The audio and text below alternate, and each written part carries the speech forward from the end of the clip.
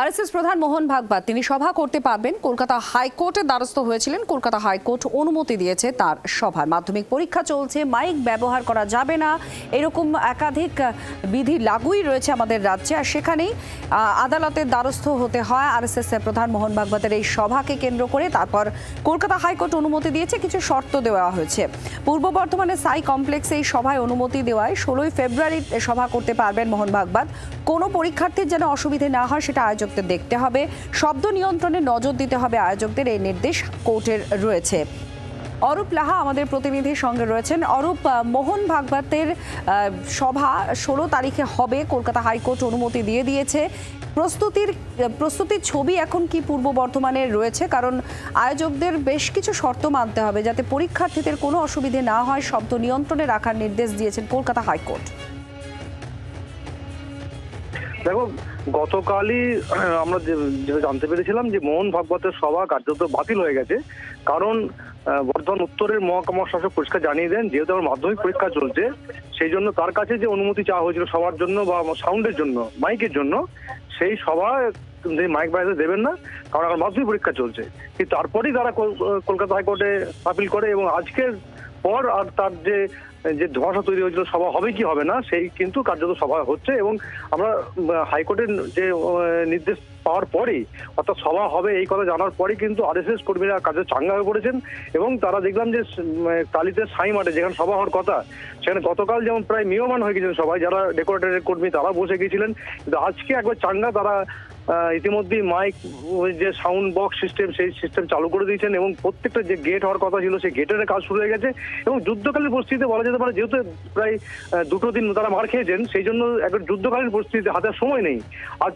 আজকে এবং কাল, তারপরে পরশু সভা সকাল থেকে, এই 2 দিন তারা কোনো নষ্ট করতে চাইছেন না। এবং ইতিমধ্যে দেখলাম কয়েকশো শ্রমিক তারা কাজ শুরু করে দিয়েছেন।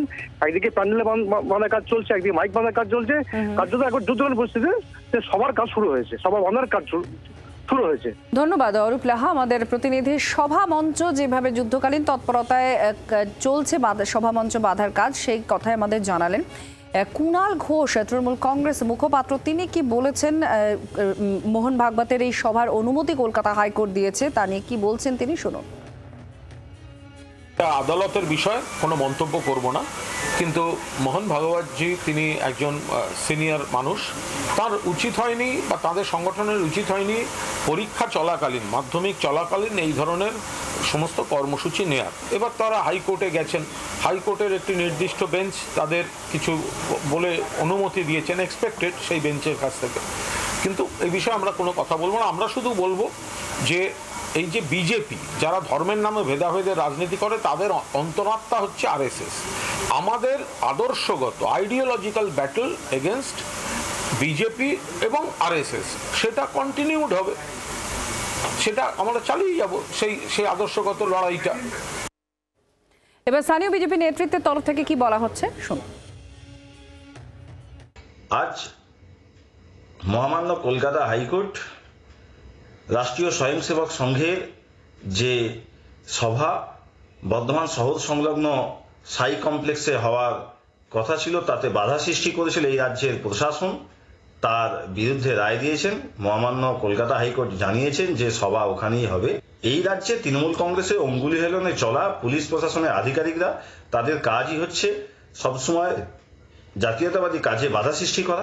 যেখানে যে সভা হওয়ার কথা রয়েছে সেই সাই কমপ্লেক্স জনবহুল এলাকা নয়, দূর দূরান্ত পর্যন্ত কোনো বাড়ি নেই, কোনো ছাত্র ওখানে থাকে না, পড়াশোনা করে না, আর কোনো পরীক্ষা কেন্দ্রও নেই। এক ফাঁকা স্থানে যদি শব্দবিধি মেনে সভা হয়, সেখানে বাধা দেওয়ার মতো কোনো যৌক্তিকতা আছে বলে আমাদের তো মনে হয়নি। বাংলার আওয়াজ, বাঙালির আবেগ, জি 24 ঘন্টা।